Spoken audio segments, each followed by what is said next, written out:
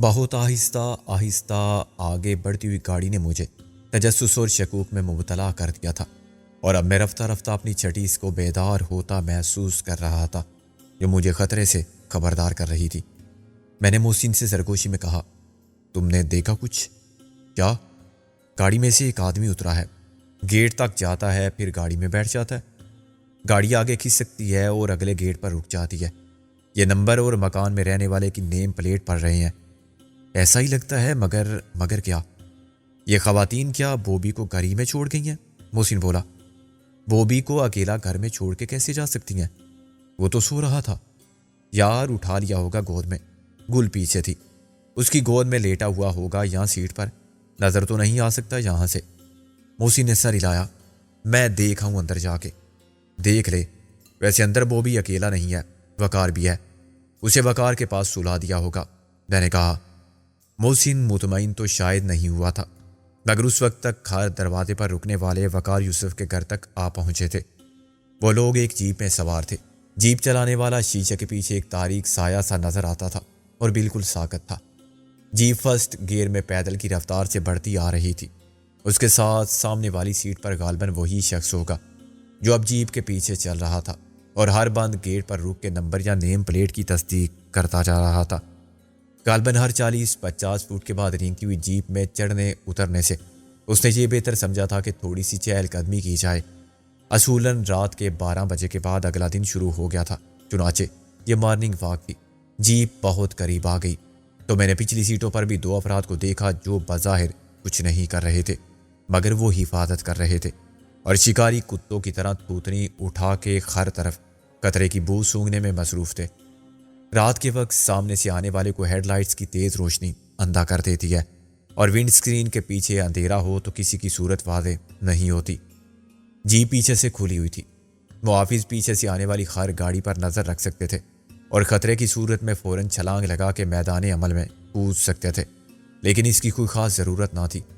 زیادہ سے زیادہ گشت پر مامور کوئی چوکیدار ان سے پوچھ سکتا تھا کہ یہ کیا ہو رہا ہے، تو آسان جواب یہ تھا کہ پتہ تلاش کر رہے ہیں، اور مشکل جواب یہ ہے کہ جو کچھ بھی کر رہے ہیں تمہیں کیا، چلو اپنا راستہ پکڑو۔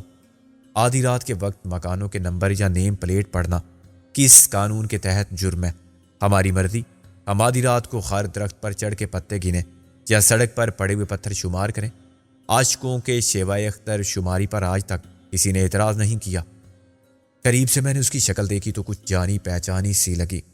میں نے ذہن پر زور دیا تو مجھے یاد آ گیا، یہ وزیر خان ہاسپٹل کا وہی چوکیدار تھا جس نے مجھے اور رابعہ کو غلط فہمی اور لالچ میں کسی مخبوط الحواس پروفیسر سے ملا دیا تھا۔ پروفیسر کو اس کی ناخلف اولاد وہاں جمع کر گئی تھی کہ ابا جی کا دماغ درست کر دیا جائے، اور جب تک یہ مقصد حاصل نہ ہو ان کو کسی سے ملاقات کی اجازت نہ ملے۔ غالباً وہ جائیداد پر ابا جان کی زندگی ہی میں قبضہ چاہتے تھے، لیکن یہ نہیں چاہتے تھے کہ قبل از وقت ہی ابا جان کو دوسری دنیا میں بھیج دیا جائے۔ چنانچہ دماغ کے کل پرزے ڈھیلے ہونے کے بعد لوائقین کو ازروئے قانون یہ اختیار حاصل ہو جاتا تھا کہ ابا جی کی عمر بھر کی کمائی کو جیسے چاہیں اڑائیں۔ وہ گڑ سے مرنے والے کو زہر دینے کے قائل نہ تھے اور باپ کے قاتل کہلانا نہیں چاہتے تھے۔ یہ سب یاد آتے ہی میرا شک یقین میں بدل گیا کہ یہاں وہ کس کو تلاش کر رہے ہیں۔ وہ رانا کے آدمی تھے اور نئے شکاری تھے۔ ابھی تک رانا نے ہم سے براہ راست پنگا لینے کی ضرورت محسوس نہیں کی تھی۔ وہ دلاور کا بزنس پارٹنر تھا، اس کی عداوتوں اور ذاتی مسائل سے رانا کو کیا دلچسپی ہو سکتی تھی؟ اس نے تو یہی بہتر جانا ہوگا کہ اپنا دامن، اپنی توانائی، اپنی زندگی بچائے، شراکت کو صرف مالی نفع نقصان تک محدود رکھے۔ لیکن اب ہم نے خود آگے بڑھ کے اس سے پنگا لیا تھا اور اس کے مفادات کی جنگ کا پانسا پلٹ دیا تھا۔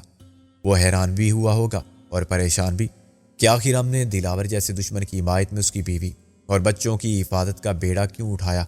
ہمیں تو خوش ہونا چاہیے کہ رانا نے اس کا بیڑا غرق کر دیا۔ رانا یہ بات نہیں سمجھ سکتا تھا کہ ذاتی دشمنی اور جنگ میں بھی کچھ وعدےداری کے آداب ہوتے ہیں۔ دلاور غاصب اور قاتل تھا۔ میں نے اپنا قانونی حق اور انصاف حاصل کرنے کے لیے اس کے خلاف محال آرائی کو اپنا فرض عین سمجھا تھا۔ آج اگر کوئی شخص وہ سب کچھ دلاور کے ساتھ کرے جو کل وزیر خان کے ساتھ ہوا تھا تو اس کو جائز سمجھنا میرے لیے ناممکن تھا۔ دور معیار کسی بھی معاشرے میں صرف عدل و انصاف کا خون کرتے ہیں۔ جو غلط ہے وہ سب کے لیے غلط ہے۔ یہ نہیں کہ کوئی میرے باپ کو قتل کر دے تو واجب تعزیر اور میرے دشمن کو قتل کر دے تو واجب تعریف؟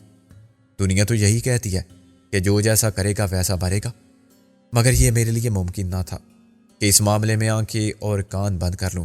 اگر دلاور سے سب کچھ چھن جاتا تو پھر میں اپنا حق کس سے وصول کرتا اور انصاف کے تقاضے کیسے پورے ہوتے؟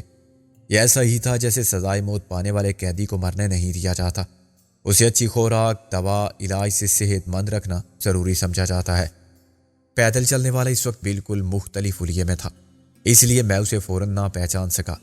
اس نے عام شریف لوگوں کی طرح قمیض پتلون پہن رکھی تھی، اس کا چہرہ کلین شیو تھا اور غالباً معتبر نظر آنے کے لیے اس نے اینک بھی لگا لی تھی۔ اس سے بھی صورت خاصی بدلی ہوئی لگتی تھی، مگر اس کی شناخت میں شبہ کی قطعی گنجائش نہ تھی۔ وہ سی ڈی انٹرپرائز کا وہی نااہل اور کاہل چوکیدار تھا جو اس سے پہلے ریڈیو ٹیلی فون پر پیغامات وصول کرتا تھا۔ دونوں جگہ اس کی کارکردگی مایوس کن تھی۔ نہ جانے دلاور یا شوکت رانا نے اسے کس خوبی کی بنا پر اپنے نمکخواروں میں شامل کر لیا تھا۔ شاید وفاداری ہی اس کا سب سے بڑا وصف ہوگی۔ ابھی کچھ دیر پہلے ہی میں نے اسے اپنے راستے سے ہٹانے کے لیے اس کا سر توڑنے کی ناکام کوشش کی تھی۔ اس ملاقات کی نشانی یقیناً ایک عظیم کومڑ کی شکل میں اس کے سر پر موجود ہوگی۔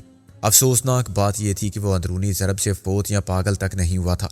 اگر میں اس کے سامنے آ جاتا تو وہ مجھے کبھی معاف نہ کرتا اور اینٹ کا جواب پتھر سے دینے کے فارمولے پر عمل کرتا۔ میں نے اس کے سر پر ریوالور مارا تھا، وہ میرے سر پر توپ مارتا۔ بلاخر اس نے ہم سے چند قدم کے فاصلے پر آ کے گیٹ سے اندر جھانکا اور اطمینان کے انداز میں سر ہلایا، پھر آہستہ سے کراہا۔ دوسرے نے قریب آ کے سرگوشی میں کہا، تجھے کیا ہو گیا؟ تجھے نہیں پتا؟ اس نے برا مان کے اپنے سر کو چھوا۔ اس نے اتنی زور سے مارا تھا۔ ہائے چل بس کر، زنانیوں والی باتیں مت کر۔ وہ بھڑک اٹھا، تو بڑا مرد ہے نا، لگتی تیرے سر پر تو ابھی تک مرا پڑا ہوتا۔ جیپ میں بیٹھے ہوئے دونوں محافظ بھی چھلانگ لگا کے نیچے اتر آئے تھے اور خاصے مشکوک انداز میں ادھر ادھر دیکھ رہے تھے۔ اگر ہم ذرا بھی حرکت کرتے تو شاید ان کی نظر سے پوشیدہ نہ رہتے۔ گرد و پیش کی ہر چیز ساکت تھی اور ہم اندھیرے کی پناہ میں دیوار یا گیٹ، پوسٹ اور جامد درخت کی طرح ماحول کے سکوت کا حصہ بن کے ہی محفوظ رہ سکتے تھے۔ ایسے وقت میں ہمیشہ مجھے یہ ڈر محسوس ہوتا تھا کہ کہیں شامت یا اعمال سے اچانک چھینک نہ آ جائے، کہیں سے اڑتا ہوا کوئی مچھر آ کے ناک میں نہ گھس جائے یا کوئی چیونٹی پاؤں سے اوپر کی جانب سفر کا آغاز نہ کر دے اور کاٹ نہ ڈالے۔ مکان تو یہی ہے، ایک نے تصدیق کی۔ اسی میں سے گاڑی ابھی باہر نکلی تھی نا، لال رنگ کی؟ ہاں، تو نے کچھ دیکھا؟ کتنے بندے تھے اس میں؟ دوسرے نے غور فرما کر کہا، 4-5 تو ضرور تھے۔ اس کا مطلب تو یہ ہوا کہ وہ نکل گئے۔ لال گاڑی تو اسی کی ہے۔ پہلے نے رابعہ کے لیے عادتاً گالی استعمال کی، مگر استاد ایک لال گاڑی اندر بھی ہے، دیکھو۔ استاد نے گیٹ کے اوپر سے جھانکا، یہ کیا چکر ہے؟ نمبر بھی وہی ہے جو مجھے رانا صاحب نے بتایا تھا، وہ گاڑی کسی اور گیٹ سے نکلی ہوگی۔ استاد میں قسم کھا سکتا ہوں۔ قسم مت کھا اور میرا سر مت کھا۔ ابھی گیٹ سے نکلی تھی تو پھر گاڑی کا رنگ لال نہیں ہوگا، کالا یا سفید ہوگا۔ دوسرا ملول ہو گیا، کیسی باتیں کرتے استاد؟ اب میں اندھا تو نہیں ہوں کہ کالا اور نیلا مجھے نظر نہ آئے۔ ہوتا ہے پتر، ہوتا ہے، اندھیرے میں پتہ نہیں چلتا، اور تو نے چلنے سے پہلے بھی سوٹا لیا تھا، استاد نے کہا۔ چھوٹے کا کوئی اثر نہیں مجھ پر، دوسرے نے احتجاج کیا، مگر اس کی بات قابل غور نہیں سمجھی گئی۔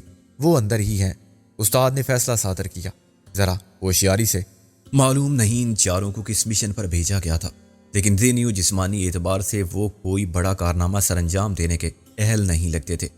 اگر مقصد ہم میں سے کسی کا اغوا یا قتل ہوتا تو رانا اناڑی اور نا تجربہ کار افراد کا انتخاب نہ کرتا، جو ذرا بھی محتاط نہ تھے۔ وہ جو کچھ کر رہے تھے سرے عام کر رہے تھے، اور کسی بھی گھر میں سے اچانک نکل آنے والا یا گشت پر معمور چوکیدار ان سے پوچھ سکتا تھا کہ وہ کون ہے اور یہاں کیا کر رہے ہیں۔ رانا صاحب یقیناً یہ جانتے تھے کہ وقار یوسف ایک وکیل ہے اور اس کی پشت پناہی کرنے والے منظر اور خود رابعہ جیسے نامور وکیل ہیں۔ اس گھر میں کسی قسم کی مجرمانہ کارروائی کا رد عمل رانا کے لیے سنگین مسائل پیدا کر سکتا تھا۔ اگر رانا کو یہ معلوم ہو گیا تھا کہ میرے ساتھ محسن بھی اسی گھر میں موجود ہے، تو ایسے نا تجربہ کار افراد کو یہاں بھیجنا انہیں موت کے منہ میں بھیجنے کے مترادف تھا۔ ان جیسے 10 بھی ہوتے تو مقابلے کے لیے ناکافی تھے، وہ مارے جاتے یا پکڑے جاتے، اور ہم خود یا مصنوعی تفتیشی ٹیم کے ارکان ان سے سب اگلوا لیتے کہ ان کی تشریف آوری کا مقصد کیا تھا۔ قدرت کے اشارے سمجھنا آدمی کے بس کی بات نہیں۔ بعض اوقات خسارے کا سودا ہی نفع بخش ثابت ہوتا ہے۔ نادانستہ غلطی ہی صحیح فیصلے کا موجب بنتی ہے، اور قابل ندامت محسوس ہونے والی کوئی لغزش غیر متوقع طور پر کسی مصیبت کا شکار ہونے سے بچا لیتی ہے۔ ایسا ہمارے ساتھ ہوا تھا۔ ہم شرمندہ تھے کہ خود پیٹ بھر کے آ گئے، مگر خواتین کے لیے کچھ نہ لا کے زیادتی کی۔ اب یہی زیادتی خواتین کے حق میں بہتر ثابت ہو رہی تھی۔ ہماری غلطی نے ان کو بچا لیا تھا اور مجھے ان کی طرف سے بے فکر کر دیا تھا۔ فی الحال 1 گھنٹے تک ان کی واپسی کا امکان نہ تھا، اور مجھے یقین تھا کہ اس سے بہت پہلے رانا صاحب کے سفیروں کی آمد کا مقصد معلوم ہو جائے گا، اور خدا نے چاہا تو ان کے شایان شان استقبال، خاطر تبادلے اور رخصتی کا مرحلہ بھی تمام ہو جائے گا۔ پہلے سے طے شدہ پروگرام کے مطابق ان سب کو واپس جانا تھا۔ ان کو صرف یہ ذمہ داری سونپی گئی تھی کہ وقار یوسف کے گھر کا پتہ چلائیں، یہ معلوم کریں کہ وہاں سب موجود ہیں اور خطرے کی کوئی بات نہیں۔ تاہم اس کا علم مجھے کچھ دیر بعد ہوا۔ میرے سامنے تو وہ جیسے آئے تھے ویسے ہی لوٹ گئے۔ موسی نے گاڑی کو جاتا دیکھا۔ یار یہ کیا بات ہوئی؟ اب میں سامنے آ گیا۔ کتنی اچھی بات ہے کہ کوئی بات نہیں ہوئی۔ نہیں یار، اصل بات کچھ اور ہوگی۔ یہ صرف جائزہ لینے والی ٹیم تھی، اصل کارروائی ان کی رپورٹ پر ہوگی۔ چونکہ آپ غیب کا حال جانتے ہیں شیروانی صاحب، اس لیے یہ ارشاد فرمایا کہ رپورٹ کسے دی جائے گی، کارروائی کیا ہوگی، کون کرے گا؟ موسی نے سر ہلایا۔ میری چھٹی حص کہتی ہے۔ آپ بھول گئے چھٹی حص میری ہے، آپ کی 7ویں حص ہے۔ اوکے، میری 7ویں حص کہتی ہے کہ اب شوکت علی رانا کی طرف سے ہمیں دخل در معقولات کی سزا دی جائے گی۔ ہم نے مسز دلاور کو اس کی قید سے رہائی دلا کے رانا کے مستقبل کو تاریک کر دیا ہے۔ اس نے تو سوچا ہوگا کہ دلاور کا کام تو تقریباً تمام ہوا۔ اگر خود سکندر نے اسے نہ مارا تو رابعہ منظر اینڈ کمپنی اسے تختہ دار تک یقیناً پہنچا دے گی۔ مسز دلاور کا اور اس کی اولاد کا وجود مٹا دیا جائے تو اس کا راستہ خود بخود صاف ہو جائے گا۔ اس واردات کو بھی منسوب کیا جائے گا MRS کے انتقام پسندوں سے۔ رانا صاحب پر انگلی اٹھانے والا کون ہوگا؟ مسز دلاور کے بچ نکلنے سے اس پر 14 طبق روشن ہو گئے ہوں گے۔ وہ سخت پریشان ہوگا کہ اب خود کو مسز دلاور جیسی زخم خوردہ ناگن کے انتقام سے کیسے بچائے گا۔ وہ تو ساری سازش کو سمجھ چکی ہے، اور اب کچھ بھی کرے کم ہے۔ میں نے اسے ہاتھ ملایا۔ بالکل یہی بیان میری چھٹی اس نے دیا تھا، لیکن سوال یہ ہے کہ رانا کیا کر سکتا ہے؟ اس سوال کا جواب نہیں ہے آپ کی چھٹی اس کے پاس۔ میری چھٹی اس فرماتی ہے کہ رانا جوش سے نہیں ہوش سے کام لے گا۔ وہ ایسا نہیں کرے گا کہ ہم سے جنگ چھیڑے۔ وہ جنگ میں دلاور کا انجام دیکھ چکا ہے۔ وہ دوستی اور تعاون کا ہاتھ بڑھائے گا۔ محسن بولا، دوستی کا ہاتھ تو چودھری دلاور نے کئی بار بڑھایا تھا، مگر اس کے ساتھ دوستی اتنی ہی ناممکن تھی جتنا آگ پانی کا ملاپ۔ رانا کہہ سکتا ہے کہ تم نے دلاور کے ساتھ جو کچھ کیا بالکل ٹھیک تھا، تمہاری جگہ میں ہوتا تو یہی کرتا، لیکن میرے ساتھ تمہاری کوئی دشمنی نہیں۔ تمہیں مجھ سے کوئی شکایت ہے تو بتاؤ، میں تلافی کے لیے تیار ہوں۔ میں تمہارا حق بھی تسلیم کرتا ہوں اور تمہارا ہر مطالبہ پورا کر سکتا ہوں۔ دلاور کی بیوی کو میرے حوالے کر دو، میں استاد پیڈرو کو حاضر کرتا ہوں۔ موسی نے کہا، پھر ہم کیا کریں گے؟ فرض کرو ایسا ہی ہوا، ہم سر کھجا کے کہیں گے کہ سوری رانا صاحب، یہ بات ہماری عقل شریف میں نہیں آئی، ورنہ ہم اس وقت آپ سے رابطہ کر لیتے جب فلاں فلاں کی غیر منقوع بیوی ہمارے قبضے میں تھی۔ وہ تو ہمیں غصہ دے کر نکل گئی۔ محسن ہنس پڑا۔ مولوی خادم حسین نے کیا گالی ایجاد کی ہے، مگر یہ تو غلط ہے کہ دلاور کی بیوی ہمیں غصہ دے گی۔ یہ 100% صحیح ہے۔ اب وہ ہمارے ہاتھ بھی نہیں آئے گی۔ اس نے اندازہ کر لیا ہے کہ ہم کسی قیمت پر اس کے شوہر کو معاف کرنے والے نہیں ہیں۔ اس کی تشویش کی بات صرف یہ تھی کہ دلاور زندہ ہے بھی یا نہیں۔ دلاور سے مل کے اس کی یہ تشویش تو رفع ہو گئی، ہمارے عزائم کا بھی اسے علم ہو گیا۔ ہم دلاور کو انتقام لینے کے لیے خود قتل نہیں کریں گے، ہم اسے انصاف اور قانون کے تقاضے پورے کرتے ہوئے پھانسی کے تختے تک پہنچائیں گے۔ وہ اب قانونی جنگ لڑنے کی تیاری کرے گی۔ وہ اپنی دولت کی طاقت پر بڑے بڑے وکیلوں کی مدد پر انحصار کرے گی۔ اس کے لیے ہم اور رانا ایک جیسے دشمن ہیں۔ وہ دوبارہ کسی کو ہمدرد سمجھنے کی غلطی نہیں کر سکتی، وہ بے وقوف عورت نہیں ہے۔ فی الحال وہ روپوشی اختیار کرے گی اور دیکھے گی کہ اب ہم کیا کرتے ہیں اور شوکت رانا کیا کرتا ہے۔ اس کی ناقص عقل میں بھی یہ بات آ سکتی ہے کہ رانا شاید ہم سے مل جائے۔ اب ایک طرف ہم رابعہ، گل اور نیکی کی واپسی کے منتظر تھے، تو دوسری طرف ایک فکر یہ لاحق ہو گئی تھی کہ نہ جانے وقار یوسف کے گھر کا سراغ لگانے والے اور اس کے گھر میں ہماری موجودگی کا یقین حاصل کر کے جانے والے اگلا قدم کیا اٹھاتے ہیں، اور وہ آج رات ہی کچھ کریں گے یا اس کے لیے مناسب وقت اور موقع کا انتظار کریں گے۔ مذاق کی بات اور تھی۔ میری چھٹی اور محسن کی 7ویں حص محض ہماری کیا سارائی تھی جو غلط بھی ثابت ہو سکتی تھی۔ یہ بھی ممکن تھا کہ رانا کا رد عمل ہماری توقعات کے برعکس ہو۔ میں اور محسن چھت پر ٹہلتے رہے۔ آس پاس کے بیشتر مکانوں میں لوگ سو چکے تھے۔ کچھ گھروں کے پورچ یا برآمدے میں لائٹ جلتی چھوڑ دی گئی تھی یا پھر گیٹ لائٹس آن تھی۔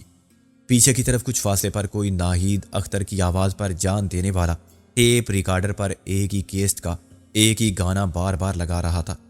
گیت کے بول بھی اسے تڑپا رہے تھے اور شاید ناہید اختر کا تصور بھی۔ ہر بار مکھڑے کے بیچ میں وہ با آواز بلند نعرہ لگاتا تھا، ہائے او ظالم، مار چھڑیا۔ اسے کتی پرواہ نہ تھی کہ ٹیپ ریکارڈر کی اور اس کے اپنے مجروح دل کی پکار سونے والوں کے آرام میں کس حد تک مخل ہو رہی ہے۔ موسی نے اچانک کہا، یار یہ ہے پریشانی کی بات۔ میں نے کہا، حضرت کچھ وضاحت کریں، کیونکہ یہاں تو سوائے پریشانی کے کوئی بات نہیں ہے۔ یہ لوگ وقار یوسف کے گھر کیوں آئے تھے؟ کیا اب اس کا گھر بھی محفوظ نہیں رہے گا؟ اس نے کسی کا کیا بگاڑا ہے؟ وہ نہ کسی کے لینے میں نہ دینے میں، بس رابعہ کی وجہ سے تعلق نبھاتا ہے، اور تباً بھی اتنا شریف اور خلیق ہے کہ اپنے بدترین دشمن کو بھی یہ نہیں کہہ سکتا کہ میرے گھر سے چلے جاؤ۔ لیکن ہمارا اخلاقی فرض تو بنتا ہے کہ اسے مہمان نوازی کی سزا ملنے سے پہلے ہی اپنا بوریا بستر یہاں سے سمیٹ لیں۔ کینہ پرور اور بے اصول دشمن کے لیے تو وقار یوسف کی دست درازی اور فراخ دلی بھی جرم ہے۔ یہ بھی جرم ہے کہ اس نے ہمیں اپنے گھر میں پناہ دے رکھی ہے۔ میں نے کہا، تو ٹھیک کہتا ہے، یہ جو کچھ فوزیہ کے اور اس کے شوہر کے ساتھ ہوا وہ اسی تعلق کا شاخسانہ تھا۔ اگلی باری اکرام اور کاجل کی بھی ہو سکتی ہے، اور یہاں وقار یوسف کی۔ ہمیں اس سے پہلے ہی اپنا ٹھکانہ کہیں اور کر لینا چاہیے۔ ہم جہاں جاتے ہیں شامت اعمال ساتھ جاتی ہے۔ کیا ضرورت ہے اپنے ساتھی نے تباہ کرنے کی جن کا جرم صرف ان کا خلوص ہے یا ان کی وفا ہے؟ ہاں، اس گھر کو آباد رہنا چاہیے۔ میں کل ہی گل کو کہیں شفٹ کر دوں گا۔ میرا خیال ہے کہ میرے ساتھ گل اور بوبی ہمیشہ خطرے میں رہیں گے۔ انہیں کسی بھی گمنام سی جگہ پر رکھا جا سکتا ہے جہاں وہ محفوظ ہوں۔ گل شاید نہ مانے، میں اسے منا لوں گا۔ مجھ سے زیادہ بوبی کو اس کی ضرورت ہے۔ مرد بڑا غرض پرست ہے اور بے وفا ہوتا ہے یار۔ دیکھنا شیلا کو کتنی جلدی بلا دیا میں نے، اور اس کا نیم البدل بھی مل گیا مجھے۔ میں نے اس کے خیالات کا رخ بدلنے کی کوشش کی۔ دنیا میں مرنے والوں کے ساتھ کوئی مرتا نہیں، زندگی اسی کا نام ہے۔ ہاں، موسی نے ایک آ بھری، یہ بھی اچھا ہی ہوا یار کہ وہ اپنے بیٹے کو اپنے ساتھ ہی لے گئی، اسے میرے جیسے غیر ذمہ دار اور خود غرض شخص کے حوالے نہیں کیا۔ ورنہ کیا؟ تو کیا سمجھتا ہے کہ وہ لاوارث رہ جاتا، دنیا کی ٹھوکریں کھاتا؟ تو دوسری شادی کر لیتا، اس کے ساتھ گھر میں سوتیلوں جیسا سلوک کرتا، گل اس کی سوتیلی ماں ثابت ہوتی۔ میں نے برہمی سے کہا، میں گل کی بات نہیں کر رہا تھا، تو بکواس کر رہا تھا۔ اول تو یہ ناممکن تھا، اس کے لیے بھی گل کے جذبات وہی ہوتے جو بوبی کے لیے ہیں، اور بفرض محال ایسا نہ ہوتا تو بھی فرق نہ پڑتا۔ رابعہ، نازو یا نکی اسے اپنا سکتی تھی، ہم سب کے ساتھ اس کا وہی جذباتی رشتہ ہوتا جو تیرے ساتھ ہے۔ کیا تو نے نہیں دیکھا کہ بوبی کے معاملے میں گل کتنی حاسد ہو گئی ہے؟ وہ نہیں چاہتی کہ بوبی کو اور کوئی اتنا چاہے جتنا وہ چاہتی ہے۔ یہ پاگل پن ہے، بالکل ہے، مگر عورت کی محبت کا یہی انداز ہوتا ہے۔ وہ ماں ہو یا بہن، بیوی ہو یا بیٹی، وہ محبت میں شراکت کو ایک حد تک برداشت کر سکتی ہے۔ کوئی اس کے بیٹے کو یا شوہر کو اس سے زیادہ چاہے، اس سے زیادہ اپنا سمجھے، یہ وہ برداشت نہیں کرتی۔